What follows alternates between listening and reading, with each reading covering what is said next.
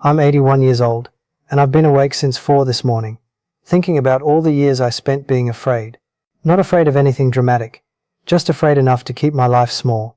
At my age, mornings are quiet whether you want them to be or not. Most of the people who knew the earlier versions of me are gone. The house holds its breath. That's when thoughts like these come back. Not to punish me, just to sit there, waiting to be acknowledged.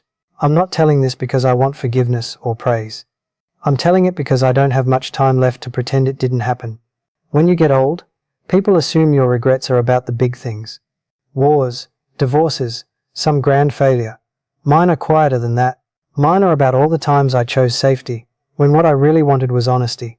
In my 20s I thought fear was just part of being responsible. I had a steady job at a printing company. Nothing fancy, good enough to pay rent and put food on the table. My father was proud of that. He said stability mattered more than happiness, and I believed him because he sounded so certain. I didn't hate my job. That's important to say. It just never felt like it belonged to me. But I told myself that was normal. Everyone did things they didn't love. That was adulthood. I wanted to write. I didn't say that out loud very often. Writing sounded indulgent, dangerous, so I kept it private, like a bad habit. I'd scribble in notebooks late at night, and then hide them in drawers, as if someone might catch me wanting more than I was allowed. Fear doesn't announce itself. It wears sensible shoes. It speaks calmly. It says things like, "Not now," and "Be realistic, and you'll regret taking a risk." And because it sounds reasonable, you listen. I married in my early 30s. She was kind, patient. She deserved someone braver than I was. I loved her, but even that love was cautious. I held parts of myself back, thinking that was how you kept things from breaking. We talked about traveling. We talked about children. We talked about moving somewhere else, someday. We talked more than we did.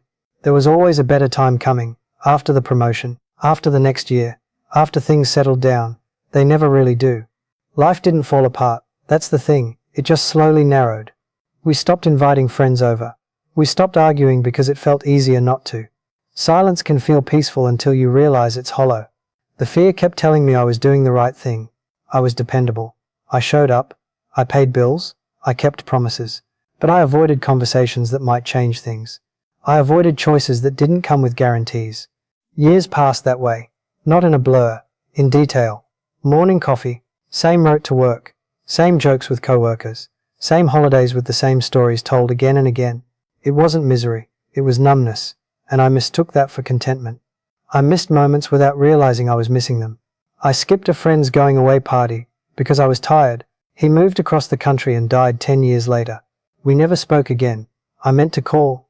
My wife would ask me what I wanted, and I'd shrug. Not because I didn't know, but because saying it out loud felt like opening a door I might not be able to close.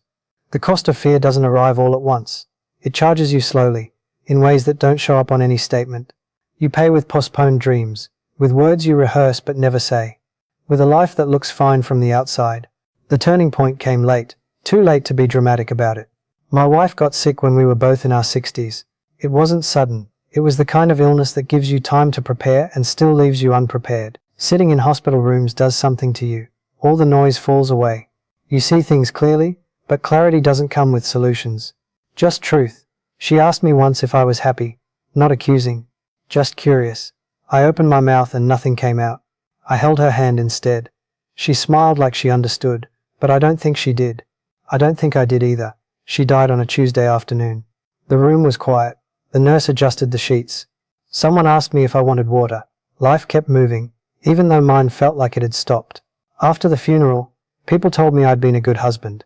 I nodded. It felt impolite to argue. What can't be fixed is what hurts the most. I can't go back and be more open with her. I can't tell my younger self that fear doesn't keep you safe. It just keeps you stuck.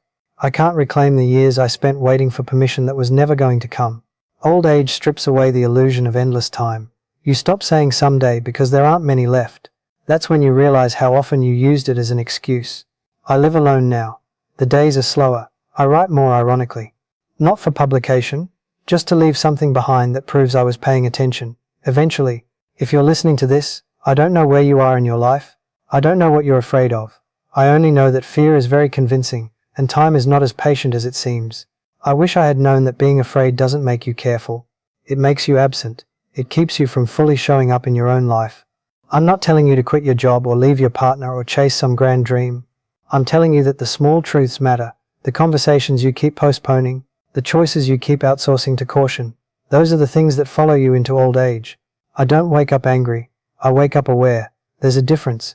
I'm grateful for what I had. I'm also honest about what I lost by waiting. If this meant something to you, sit with it for a moment. You don't have to do anything dramatic. Just notice where fear has been making decisions on your behalf. As for me, I don't have many years left. I have some quiet mornings. Some memories that still hurt. Some that still make me smile. I'm finally not afraid to look at them. That will have to be enough.